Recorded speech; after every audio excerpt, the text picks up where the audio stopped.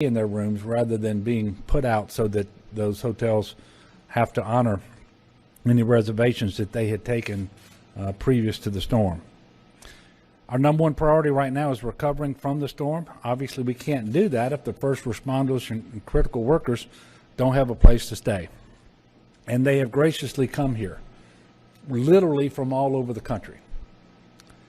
And we want to work with them to make sure that they have a place to stay that is safe and comfortable, so that they can do their best work to restore power and to deliver the services and the goods that are necessary to assist all of the Louisianans in need today. And so I would further that with saying that if you are planning to come to Louisiana for reasons unrelated to hurricane response, at least, please check with your hotel before traveling to make sure that your room is not being used to house critical emergency workforce personnel. A brief weather update. The system that we've all been watching and that I have mentioned previously is not a threat to Louisiana. I think we've seen a little rain from it.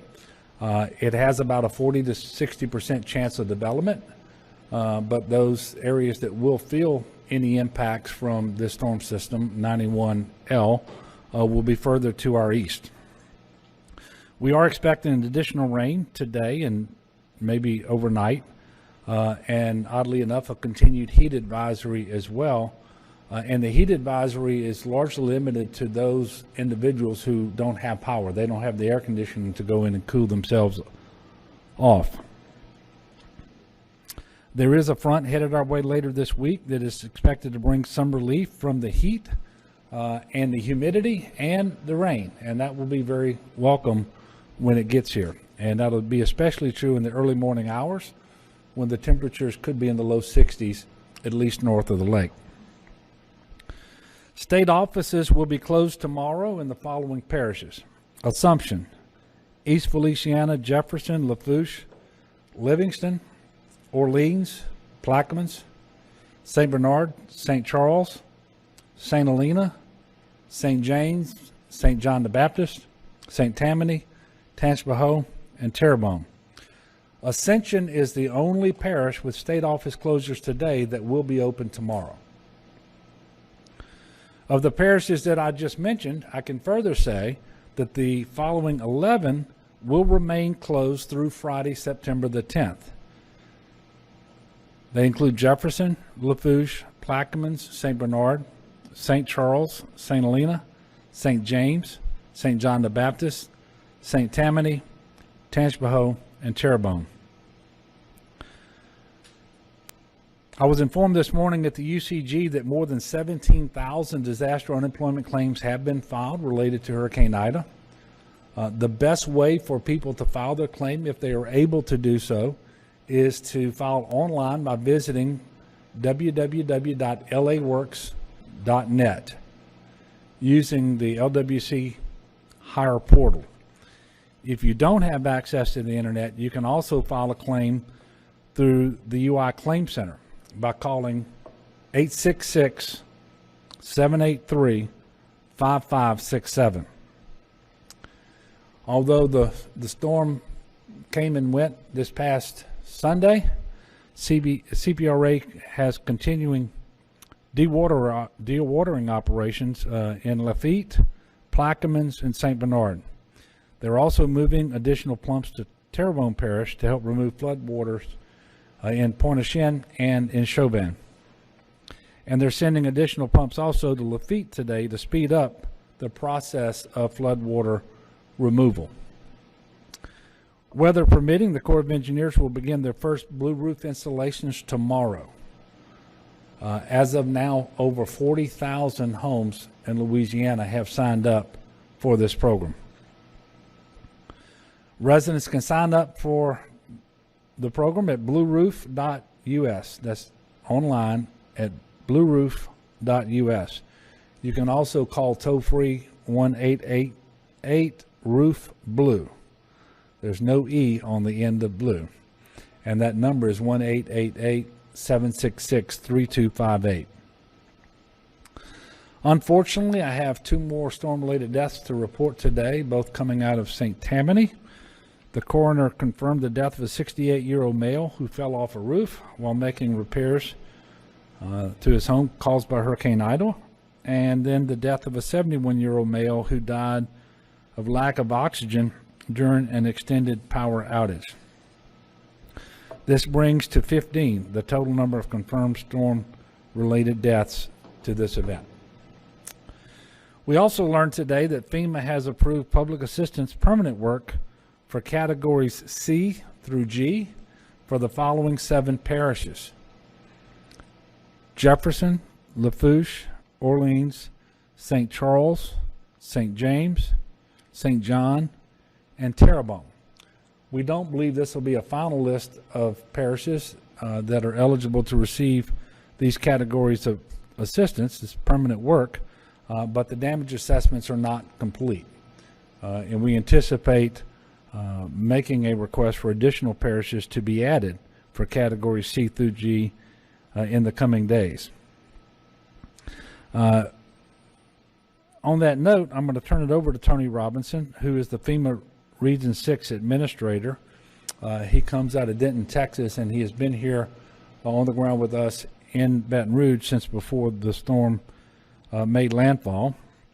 And then he will be followed by General Keith Waddell, Secretary Marquita Walters, Dr. Sean Wilson, and Steve Russo in that order. And then I will come back up. Thank you.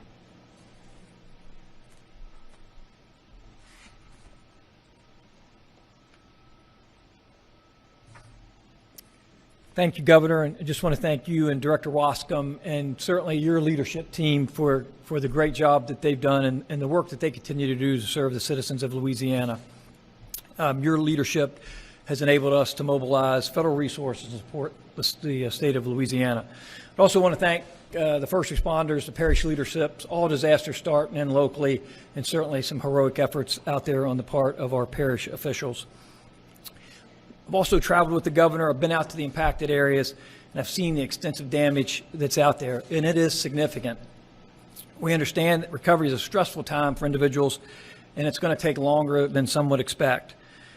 But we need you to know that the men and women of FEMA are focused to making the widest range of assistance available to those who need it most. The most important thing that you can remember is the first step. If you have insurance, apply with your insurance, and then call FEMA 800-621-3362 to apply for assistance, or you can go online to disasterassistance.gov, or you can use our mobile app, the FEMA app. A couple of things that we'd ask once you register is please stay in touch with us once you've applied. Follow up on your case. Keep your information up to date. If you move, if you have a change in phone number, those things are vitally important to us to be able to maintain that contact with you. And probably most importantly is ensure any required documentation is that we've asked for you is provided to us, especially in the case of insurance settlements, especially if you were denied for any type of insurance assistance. If you have insurance and you've not filed a claim with your insurance company, please do so, and then provide us with a copy of your insurance settlement, whether that's an approval or denial. In the interim, you may receive a notification from us that says there is no decision. That does not mean that you've been denied. That just means we need that additional documentation for us to be able to make the determination on the types of assistance you may be available for. Survivors that are applying and receiving assistance to date have received more than $175 million from FEMA through our individual assistance program. And we also have survivors taking advantage of our transitional sheltering assistance with more than 8,800 households checked into hotels, and that's including more than 25,000 household members sheltered in that program. We have disaster survivor assistance teams working in 14 parishes today. Those are teams that will go out in the communities, go door to door, go to where there's points of distribution. They will help you register, provide you information about the types of assistance that FEMA has available. And we'll continue to grow that program as we get people in the area. FEMA has also paid National Flood Insurance Program policyholders over $4 million in claims resulting from Hurricane Ida, and we expect those numbers to continue to grow. Our partners at the Small Business Administration have approved 222 loans for a total of more than $8.3 million. As the governor said, we're partnered with the United States Army Corps of Engineers to launch the Blue Roof program, and to date we've had over 42,000 people who have registered for that program. And we continue to provide commodities to the Louisiana National Guard, who's been a great partner in supporting those points of distribution. We also have partners with the United States Department of Health and Human Services. They've deployed over 180 medical providers and other staff from the National Disaster Medical System to support triage and treatment of patients in Louisiana. And then our Corps of Engineer partners continue to work with GOSIP and the Louisiana National Guard to assist in installing generators and doing assessment from generators. I'd like you to know that FEMA will have a long-term presence here. John Long will be the federal coordinating officer. He is a resident of Louisiana, and he will be here for the duration of this response. FEMA's been here before Ida made landfall, and we're not going anywhere. We're here to make sure we work side by side with our state and local partners to help you in your recovery efforts. This time, I'd like to turn it over to General Keith Waddell. Governor Edwards. Well, good afternoon. I'd like to start off by saying my heart goes out to everybody that's been impacted by Hurricane Ida. And I would like to thank the citizens that we've had the opportunity to interact with thus far, as well as our local, state, and federal partners who we've had an opportunity to collaborate with and coordinate with as we've achieved unity and effort in taking care or dealing with Hurricane Ida. Our current overall strength is nearing 8,900 service members, and of that 8,900 service members, I would share that nearly 5,300 of those are Louisiana National Guardsmen and women. That represents 100% of all the men and women that are in Louisiana National Guard in the state right now. And we do have, I'd remind everybody, we have 2,400 Guard men and women that are overseas right now in the Middle East and on the southwest border. Additionally, we've got 3,100 plus that have come from 14 other states to support us. Many of these states are local, are close to us, but we have had soldiers come from as far as Alaska to support our operations here in Louisiana. And on the active duty side, with our soldiers, airmen, Marines, and sailors, we're at 470 plus. And those individuals have come from Fort Polk, our own Fort Polk, Fort Hood, MacDill Air Force Base in Florida, and Gulfport, Mississippi. All these service members are working approximately 179 missions, and they're doing that in 28 different parishes. We're focused on 7 lines of effort. Those lines of effort include commodities distribution, engineering, security, power generation, medical, COVID, and parish governmental support. So what I'll do next is kind of briefly go through each one of those and give you the highlights of what's going on with those major lines of effort. So for us, our main effort is with commodities distribution. Right now, we have 71 total sites. 67 of those are points of distribution, and 4 of those are hubs, where they actually do hub and spoke operations into smaller communities within the respective parishes. Those operations are taking place in 15 different parishes, namely in southeast Louisiana. So I would like to share with you, if I could draw your attention to the board, the statistical information as far as distribution and what's happened up to this point. If you would like to keep track of this on a day-by-day basis, you can go to goguardla.gov, and that GO is G-E-A-U-X. And we update that each and every day so you can see the amount of commodities that are being distributed to the citizens and the visitors to our state. I would add that we do have bulk water assets that are out right now, about a total of 51 of those, and they have supported local parishes with tens of thousands of gallons of potable water to the citizens that are in their particular areas. Engineer operations, you can look at the infographic that's posted and you can see the amount of roads that we've assessed, or the miles of roads that we've assessed and cleared up to this point. I would tell you we've also removed over 1,910 cubic yards of debris, and those numbers will continue to grow as we shift from working on primary and secondary roads and we start working on municipal facilities.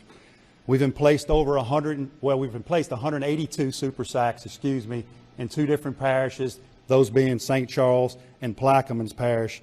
And if we could go to the next slide, I would like to show you what we've done in Lafitte. So what we've done here, we had a bridge that was inoperative. We worked with DOTD. We came up with a solution, this floating bridge, what we call improved ribbon bridge, and we've actually spanned the channel there. And if you look on both ends, you can see ramp bays, what we call ramp bays, and in the middle are our interior bridge bays. And we've basically connected this system together, which will allow the citizens to go to the other side. And currently that plan is to leave that bridge in place for 2 months. So we're very proud of this particular effort, and I think our citizens are going to greatly benefit from it. With generators, we're proactively involved, working with GOSEP and the Corps of Engineers on getting generators out to the parishes that are requesting them. Right now, we have 149 generators that are currently on mission. On the medical side, we have 3 teams that are currently working. We have 1 team of 31 working at the Morial Convention Center, providing patient care and telemed. We have another team at the Terrebonne General Hospital who's working in the emergency department there. And we have a smaller team in West Jeff doing patient care. With security, we have over 680 guardsmen working in 15 different parishes, assisting law enforcement with roving and static security. And we take our cues, because we're supporting civilian authority, we work with local law enforcement on whether they need us to do presence patrols, work at traffic control points, or if it's any other sort of security. Governmental support, we have liaisons that work closely with the parish leaderships. So we talk to them about our portfolio and all the capabilities that we have within the Louisiana National Guard and the other services that are with us. We make recommendations, and based upon those recommendations, we may or may not execute the mission. A good example of that is the ribbon bridge that you see up on the board. That was a recommendation that our team came up with. Thankfully, between the parish, the city, and DOTD, they were okay with us executing that mission. On the COVID side, we've been doing this for quite some time. Our numbers were down in terms of testing sites and vaccination sites, but we've increased those numbers. Today we're at 29 testing sites, 15 vaccination sites, and we continue to work in food banks, of which we're in 7 today. In closing, I want to remind you once again, we do have 2,400 of our guardsmen that are deployed overseas. I think about them each and every night and their families, and they're doing remarkable work overseas, and you can be very proud of what those men and women are doing there.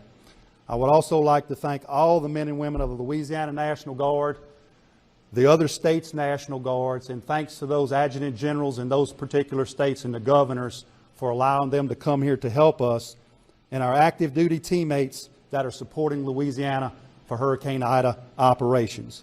Without them, our families, our employers, and our civilian employees, we would not have been as successful as we have up to this point. I know we have a long way to go, but I'm very confident in the team that we have, the local, state, and federal partners that we're working with, and all the citizens that we interact with, that we will get on the other side of this in due time. I'll hold if you have any questions for me at the end, but I'll be followed by Secretary Walters with DCFS.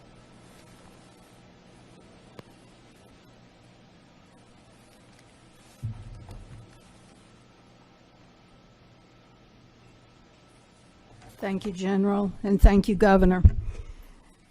DCFS is responsible for a couple of things during a disaster. We are responsible for the mass sheltering and feeding of our population. But even before that, we are more responsible for the children and youth that are in the custody of the state in the foster care system. So the very first thing we do when there is an approaching storm is reach out to every foster parent, every foster family in the state, and check in with them to make sure we know that they are following their evacuation plan that they have pre-filed with us when they first became foster parents. And then we continue checking with them until we know every single foster child is safe in this state. And it does significant credit to our governor that he asked about that and wants to know that those children are safe. So thank you, Governor, for that. We started a foster parent support line that is up and running 24/7, so foster parents can reach out to that.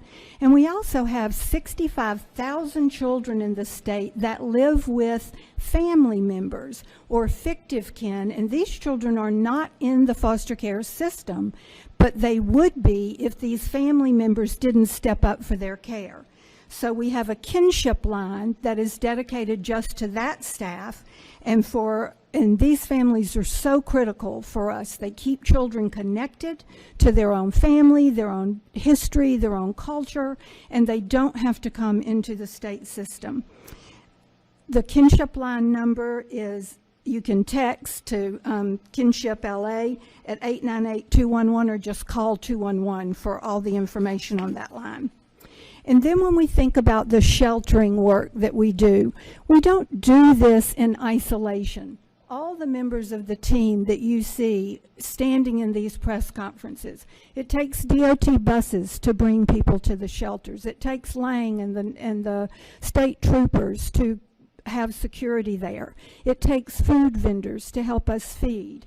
It takes the Department of Education to do respite care and dietary care. It takes the Department of Health to have their docs and their nurses there to do the medical care.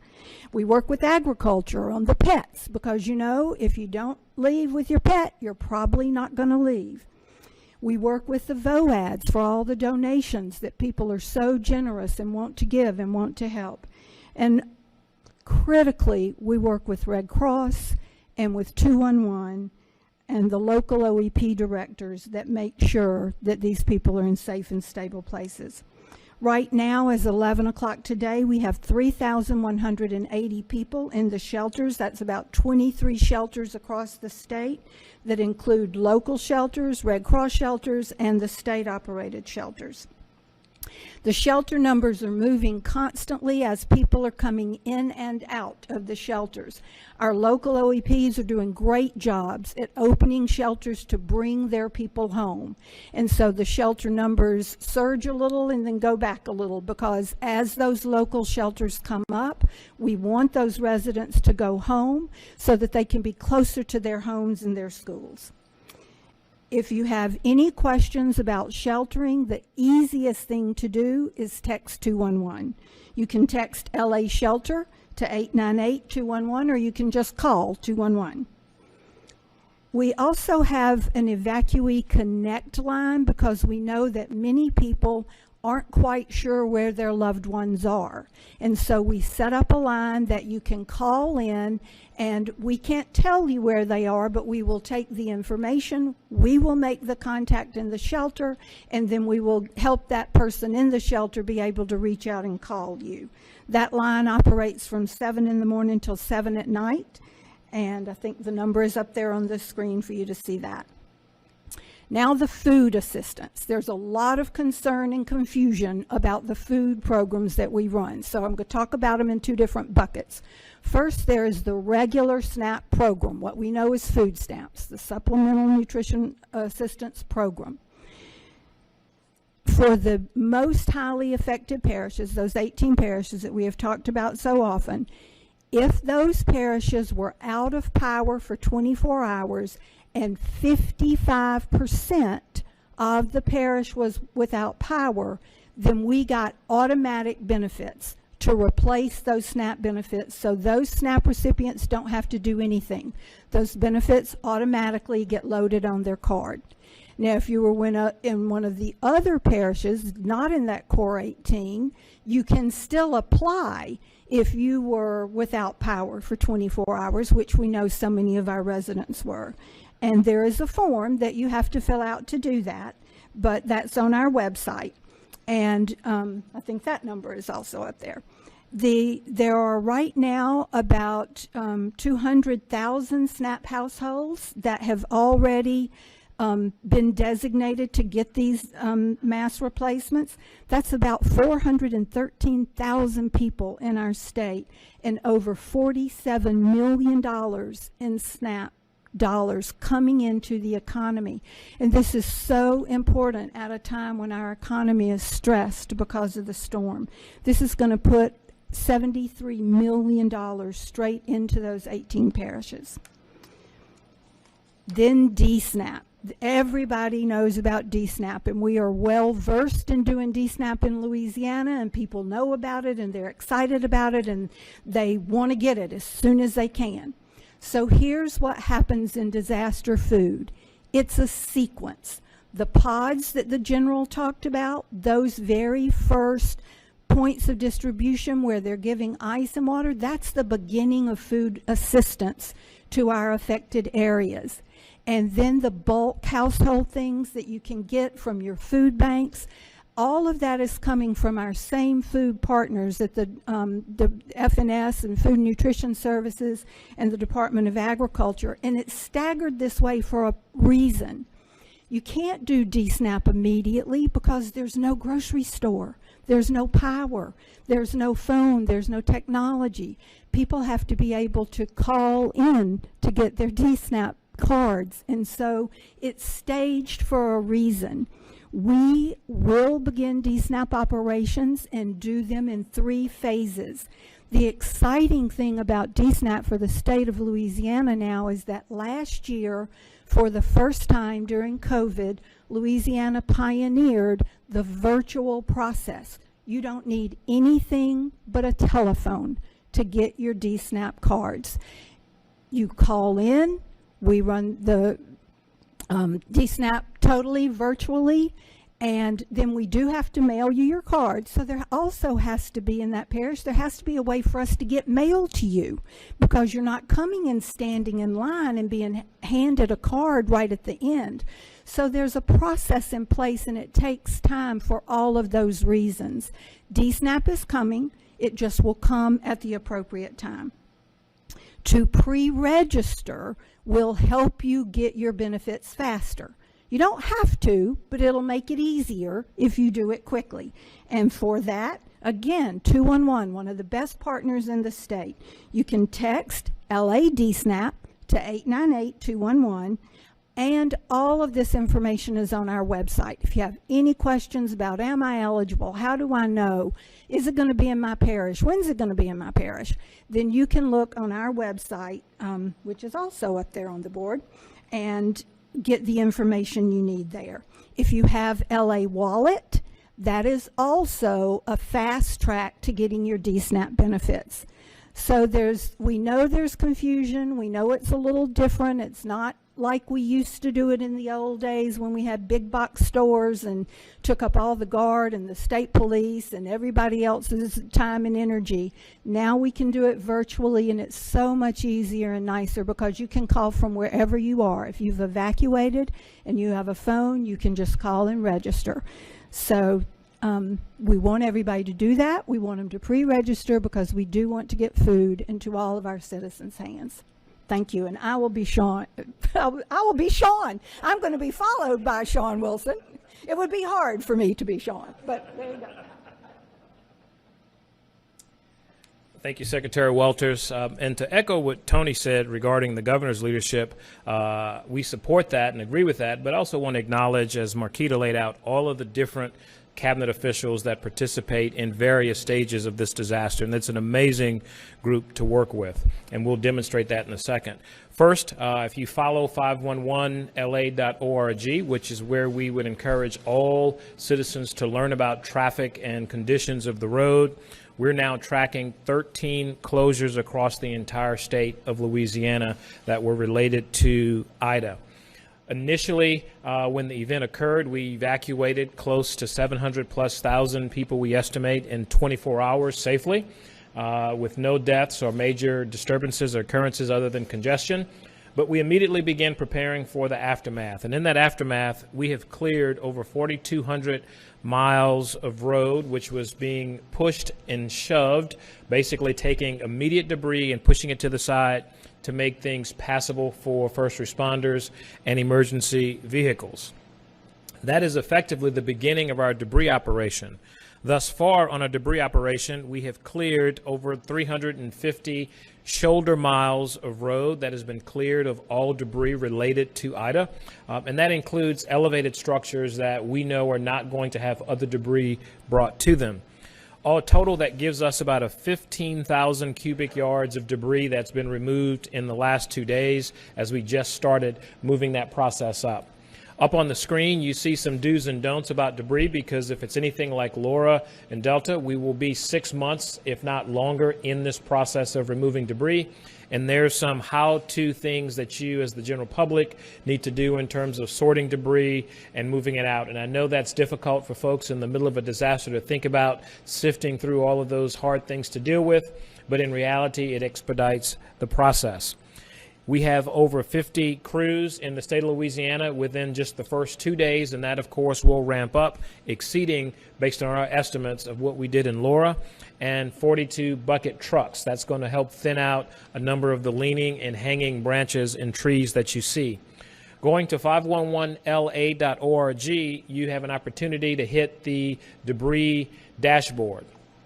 That's essential for parishes because it will allow you to see where we're passing, what amount of debris we've collected, when is your community perhaps going to be on the radar, but most importantly, that we've done our first pass and a second pass and a third pass. As a result of that, this is going to address all of the state routes that you might see debris and other items on that system. It's updated daily at 6 a.m., and so it should be current. It went live yesterday after the first day of pickup on Saturday. Regarding bridge inspections, we have 1,339 total bridges that have been inspected to date. That's 93% of the 1,400 plus bridges in the impacted area. That's significant because you can have a great road with a bridge that's out and you will not be able to travel. And it's incumbent upon us as lead safety agency to ensure that those bridges are passable and safe, particularly for first responders and folks still helping to clean up communities and bring them back to life. Regarding our movable bridges, 38% of the 42 movable bridges that have been impacted are open to vehicle traffic and marine traffic, but 92% of them are open especially to vehicular traffic to date. So that's a very important factor. A number of our bridges get lifted up with surge and they may not seat properly, and so that requires some effort, in addition to a number of the electrical units going underwater. And then signals, a very important part of safety and reconstituting communities. 30% of the signals that are 1,418 signals in the impacted area, 30% of them are still damaged. 70% of them are functioning and have been reconstituted since the storm and or are running on generator power and waiting on additional power through Entergy and other energy providers. Regarding our ESF1 function, that has to do with evacuation and moving people out. We have over 209 buses on hand today, 185 coaches, and 24 paratransits that have been involved in a number of moves pre-storm and after the storm, not just for our citizens, but also for our federal partners. To date, we have moved over 3,800 individuals as well as 88 pets. And just yesterday, we moved 221. A big part of that has to do with bringing folks back to their communities when the parish governments are ready to receive them. In regards to ESF3, which is our engineering function, we've partnered with National Guard and all of our agencies, whether it's DCFS or LDH, with signs, signals, and other engineering support services to make those processes convenient, safe, and efficient. And then we have some high-level projects I'd like to update you on in terms of what we've been able to do. Emergency repairs on LA1 have been completed. We have completed the initial push as a result of those temporary repairs.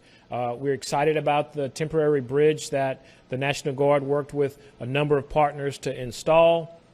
The department is accelerating the construction of the final permanent replacement of that bridge with all of our federal partners. We do expect to have an acro panel bridge up that will not be load posted within the 8-week window. We're trying to accelerate that even more. And then the department has also instituted a pedestrian ferry that will run until we see a need for it is no longer there in the Barataria area. And then on LA 23, we're continuing to deal with water and are working with local law enforcement and parish leaders to provide pilot transportation for folks southbound.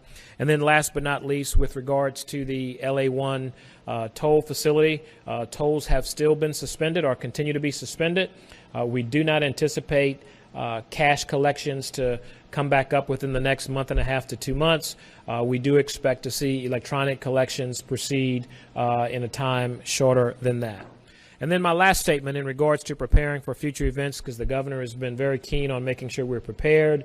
We have started a number of efforts to clean culverts, drains, and box culverts in the impacted area to ensure that there are no residual debris left in the system should we have an unfortunate circumstance of another storm event. And that's going to occur for the initial remaining portion of our response to this.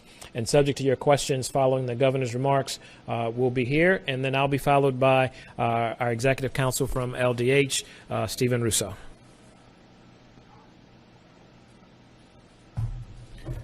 Thank you, Secretary Wilson. Thank you, Governor. Today, the Louisiana Department has issued license revocation notices to the 7 nursing facilities that evacuated to the Calhoun Street site in Tangipahoa Parish due to Hurricane Ida. LDH has also moved to terminate the provider agreements from Medicaid with immediate effect.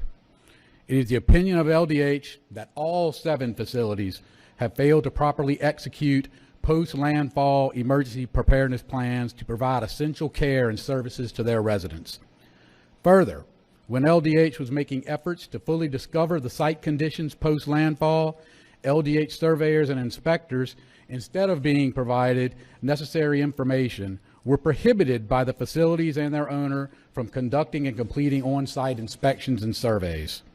LDH employees involved in ascertaining the safety and the welfare of residents were also subject to intimidation by an individual representing himself as a nursing home owner and providing false and/or conflicting information at this time of crisis.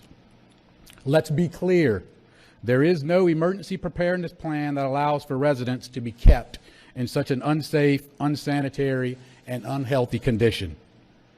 The lack of adequate care for these residents is inhumane and goes against the rules, regulations, and applicable statutes. LDH did move to rescue the residents to ensure that they received the proper care and services that they deserved. We did this by removing them from this site and working to transition them to licensed beds in licensed and certified nursing facilities that are continued to be in operation. This investigation next steps will now continue to be done again in a very deliberate manner, where LDH, along with our Office of Public Health and our Health Standards Section, Office of the State Fire Marshal, and our other partners in government, will look at pre-landfall planning and preparedness. We will then turn and we will look at post-landfall, post-evacuation, and post-transition to see whether or not the facts in those 2 areas would lead to additional supplementation of the revocations. LDH made appropriate referrals after discovery of the situation to the Attorney General, to State Police, to the Office of Inspector General, the East Baton Rouge Parish Sheriff's Office, Baton Rouge City Police, and the Regional Office of Federal HHS in Dallas. This is an ongoing legal matter, so the LDH team is not going to be getting into speaking into the ins and outs of the investigation. However, we do understand that the public needs and expects transparency. However, we need to balance that with the fact that we do not want to do anything that will place in danger the process of gearing up to present our case. I want to go ahead and clarify for y'all the 7 names of the nursing homes and their location. South Lafourche Nursing and Rehab in Lafourche Parish, River Palms Nursing and Rehab, Maison Orleans Healthcare Center in Orleans Parish, Park Place Healthcare Nursing Center, West Jefferson Healthcare Center, Maison DeVille Home of Harvey, all three in Jefferson Parish. And finally, Maison DeVille Nursing Home in Terrebonne. I know there was some issues about whether there was 9 homes that were potentially owned by the owner, Mr. Bob Dean. To the best of our knowledge, these are the final 7 homes within Louisiana that are owned by Mr. Dean. Governor, with that, I turn it back over to you.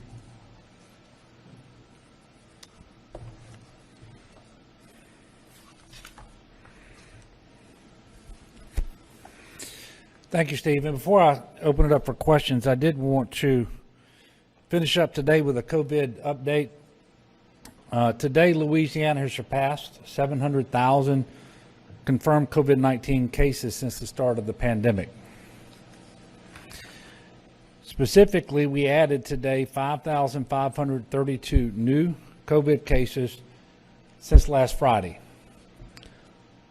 Hospitalizations due to COVID have trended downward. We're very thankful of that. They're now at 2,003. Obviously, the concern is that that number will will again go up if in fact transmission and cases go up. And that could happen as a result of all of the activities related to the response to Hurricane Ida, especially with various people moving in together and being in close proximity indoors for periods of time. Very sadly, we reported another 72 COVID deaths in Louisiana today. Obviously tragic and sad. Thus far, the total number of Louisianans lost to COVID-19 since the start of the pandemic is 12,779. And there's been a lot of focus on the storm and the deaths associated with it, and there should be. That number is 15. In the same time, since we've been talking about deaths since Hurricane Ida, we've had another 420 deaths related to COVID. And I say just to remind everybody, we are very much in a pandemic. We're very much in the 4th surge, and there's an awful lot that we can do to control transmission, to reduce transmission. First of all, get vaccinated. Secondly, do those things that we know work, like wear your mask when you're indoors and in close proximity to others, wash your hands, physical distancing, and so forth. So I think this is a huge reality check for all of us. We cannot just be simply focused on our response to and recovery from Hurricane Ida right now. We've got to understand that all this is happening.